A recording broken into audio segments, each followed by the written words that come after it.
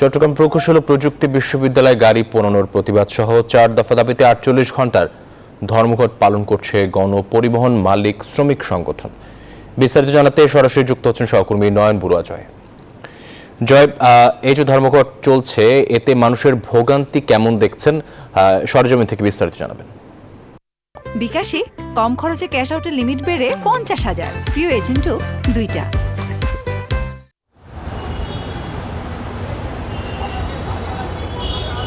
ধন্যবাদ আকাশ আপনাকে।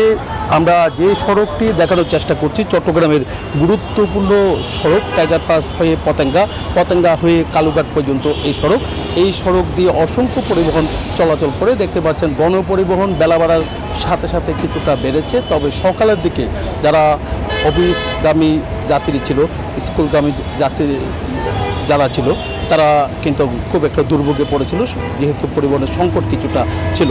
এখন গণপরিবহন সিটি এলাকার মধ্যে কিছুটা বেড়েছে, তবে দূরপাল্লার যে পরিবহনগুলো আছে সেই পরিবহন একেবারে তারা বন্ধ করে রেখেছেন। আবার কোনো জায়গায় আমরা দেখেছি রিজার্ভ গাড়ি নামে তারা বোর্ড লাগিয়ে তারা চালাচ্ছে, ভাড়া গুনতে হচ্ছে অনেকটা বেশি। পণ্যবাহী যে পরিবহনগুলো আছে সেই পরিবহন কিন্তু চলাচল করছে বলে আমাদেরকে জানিয়েছেন। আমরাও গিয়ে দেখেছি কদমতলী সহ বিভিন্ন জায়গায়, চট্টগ্রাম বন্দর সহ বিভিন্ন জায়গায় পণ্যবাহী পরিবহনগুলো চলাচল করছে।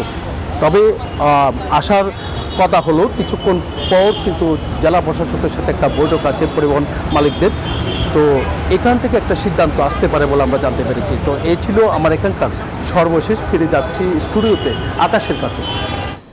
জয়, আপনাকে ধন্যবাদ।